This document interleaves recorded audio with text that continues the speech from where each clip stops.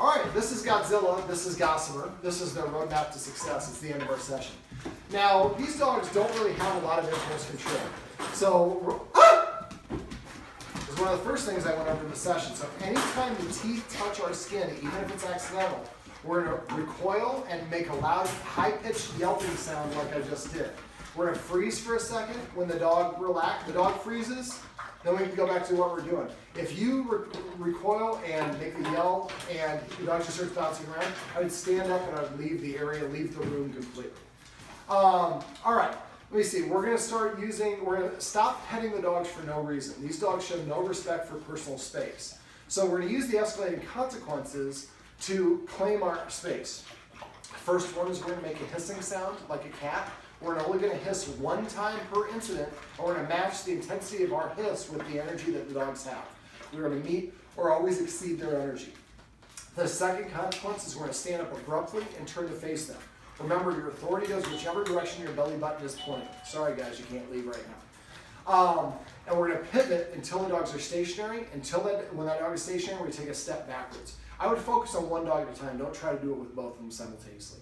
Once I take a step backwards, after they sit, or excuse me, as soon as they're stationary, or if they sit, I take a big step backwards. Once we've done that, then the next consequence is the third one, which is where we march directly at the dog until the dog turns sideways or greater. At that point, we stop. Come here, buddy. You're going to have to wait in here for a minute.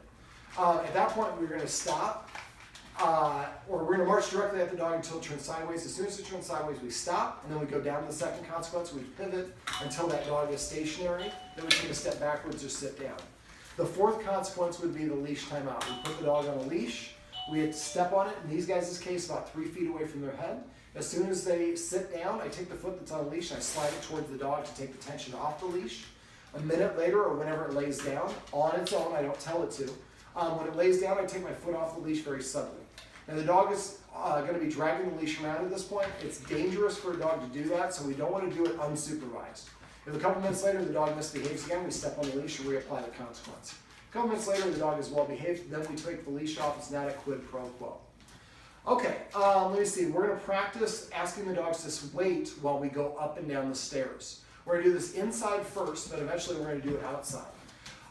We're going to claim the area around the back door. Sorry, I got my orientation wrong. When you're letting them out the door, I would walk towards them using the third consequence as I showed you, move them past the tile so they're on the wood, then take a step backwards to the door. Remember, when you walk backwards, keep your hips pointed at the dogs, walk left, right, and stop. Left, right, stop. We just stop for a quarter of a second, just to pause to make sure the dog stays put. If the dog starts to come forward, we're going to rush that dog until it gets across the line. Then we're going to stop and we're going to move backwards. Remember, for the front door and for the back door, we're going to just get them used to doing it to stay in place. So the first movement is just to reach for the door without touching it. And keep on doing this until the dog doesn't get up. Next move is to grab the door and jiggle the door handle or the deadbolt. We're going to break it down in individual steps so that eventually the dog understands that as soon as I get up out of a sit, that aborts the whole process. So we're going to stop doing that, and we're going to stay calmer because these guys need more impulse control. When we're leashing them, I'd like to have the guardians practice leashing them up at least 4 times for every 1 time that they go for a walk. This is going to help desensitize them and help them stay calmer with the leash. Now remember, when we're doing the leash, as we're walking towards the leash, as soon as the dog walks in front of us, we turn around and go sit down somewhere, wait for the dogs to be completely calm before we try it again. Once we get all the way up to where the leash is, if I reach for it and the dog gets excited, I pull my hand back and I go sit back down and repeat the process. Eventually you'll be able to pick it up. When I pick it up, then I tell the dog to sit. If the dog doesn't sit within 2 or 3 seconds, I'm not going to repeat myself. I'm going to put it back and go sit down. I'd like the guardians to do this at times when they're not planning on going for walks so that it doesn't, we take away our anxiety or stress level because we only have 20 minutes to walk the dogs. We're going to make sure that we stop repeating command words for the dogs over and over. We're going to say it once. Now if I say come, or actually in these dogs' case here, I'm going to say here. If they don't come, then I'm going to do this. The lower your hand goes, the more the treat is the more accessible it is for the dog. So just say it once and then make the kissing sound. As soon as they look, start lowering your hand. Now don't hold my hand flat like this. Hold it with a slight cup. So that, as you can see, I've got his full attention even though my hand is empty. So if we always deliver a treat this way, and then let them lick it off, then eventually when you have the hand like this, the dogs are going to basically come and pay attention to us. I like the guardians to also practice passive training. So every time the dog comes to us, we're going to pet it and say, here, as long as it doesn't jump up on us. Whenever the dog sits down, we're going to pet it and say, sit. When it lays down, we're going to say, crash, or whatever the command word for it. The guardians have taught the dogs to ring the doorbell to say, I want to go outside. But we're not doing outside right now. Let me see. Whenever the dog puts its paw on top of your arm, we're going to immediately stop petting. I'd like the guardians also to start establishing a 1 foot boundary around themselves. So there's nothing wrong with the dog being on your lap or on your foot if you invite the dog in. Right now, these dogs are pushing their way up front. We have a little table in front of the couch that's also going to be a no dog zone. If you want to invite the dog in, that's fine, but right now the dogs are pushing their way in. So try to recognize it before it happens. And do something like that. Stand up or make the hissing sound and move suddenly to block the dog from getting in there. Let me see what else. For the kennels, we're not going to just let the dogs out willy-nilly. What we're going to do is when the dogs are in the kennel, we're going to open it and slide our feet in here. We're going to put this against our calf to prevent them from going out, but eventually we're going to be able to open it like this and stand here. When the dog is stationary, take 1 step back, left, right, keep my feet centered, facing the dog. As soon as the dog takes a sit, I'm going to take a big step backwards. If the dog tries to come forward, I hiss and rush forward is my way of saying no. I'm not going to let the dog out at first until it lays down. Once the dog starts laying down within a couple seconds of you opening the kennel door, the next step is start building up on that process. So once the dog lays down, we're going to wait 2 seconds and then say here. I would actually probably come up with a unique command word now that I remember for each dog. So maybe one dog hears release, the other dog hears freedom. This way, when we're eventually doing it, you'll be able to open both doors and walk in the kitchen and start making dinner. And then if you want to release him, you say freedom, and he comes in, the other dog stays put. When you have multiple dogs, giving them their own unique release word and feeding word are both really important. So this way, the dogs understand the only way I can come out of the kennel is by being completely calm. And we recognize that by them laying down at first. After they lay down right away, then we start building up the time.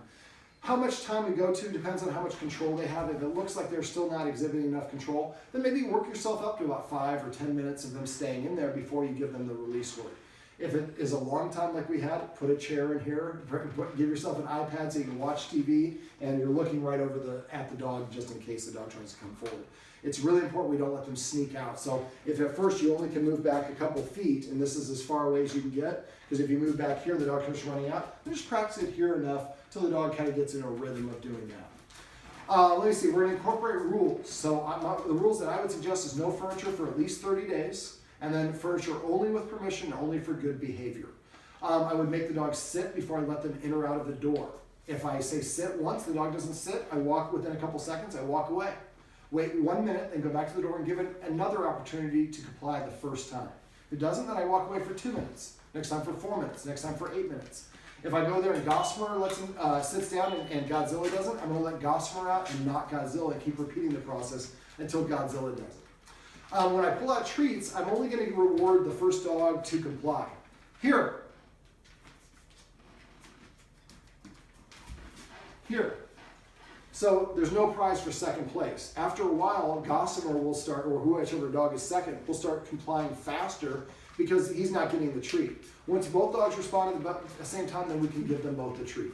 I'd like the guardians to get in the habit of not moving around the dogs and walking through them, so the dogs learn that their job is to defer around the humans as opposed to racing up and down the stairs or through the hallway or through the doorway first. Let's see, what else? What else is there? Oh, feeding time. We're going to feed them one at a time in here. We're only going to allow the dog that's eating to be in here while the other dog stays outside. We're going to leave the gate open so the dogs are the ones that are developing self-control. Similar principle to here and what I just showed the guardians about for the back door.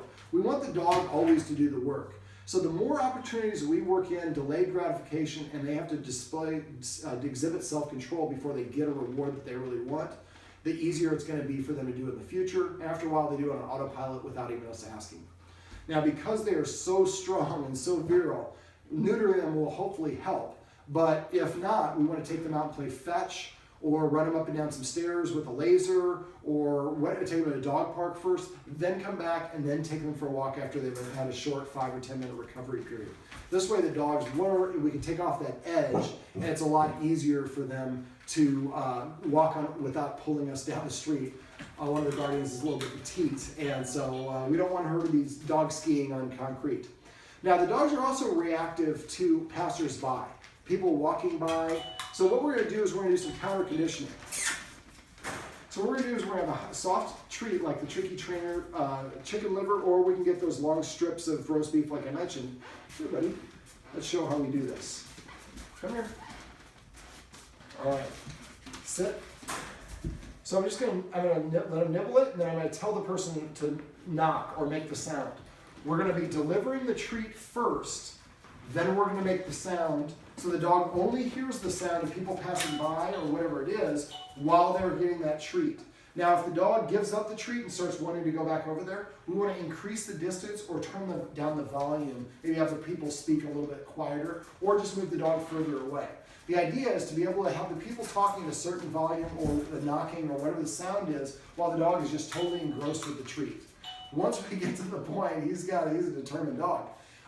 Once we get to the point where the dog is non-reactive, then we take one step closer to the stimulus and repeat the process. Now this is a long process that takes more time than a lot of people are willing to put in. But if you put the time in, it will fix the problem permanently. As you saw, we just had one little sound and they both were barking and they both had big barks. So we use that counter conditioning tactic that's going to really help them. Now, if you go to my website, doggonproblems.com, this is probably where you're watching it, unless you're watching on YouTube. On the top of the red bar, there's a section that's called Dog Training Tips. If you click that, when the page loads, on the right side of the page, well, for me it's here, for you it's going to be there, there's a search box. Type in counter conditioning, all one word, and there's a bunch of videos where I've shown other people how to get their dog to stop barking at the doorbell, or cars, or skateboards, or whatever it is. So it's a great way to, like I said, help your dog be non-reactive to those things that it is trying to alert us to. And a lot of these things are just because these dogs don't have any rules and boundaries, and so they think that they're in a leadership position. This is why they're so demanding about let's go outside. All right, this is the roadmap to success for Gossamer and Godzilla. Remember, everything you do trains your dog, only sometimes you need it.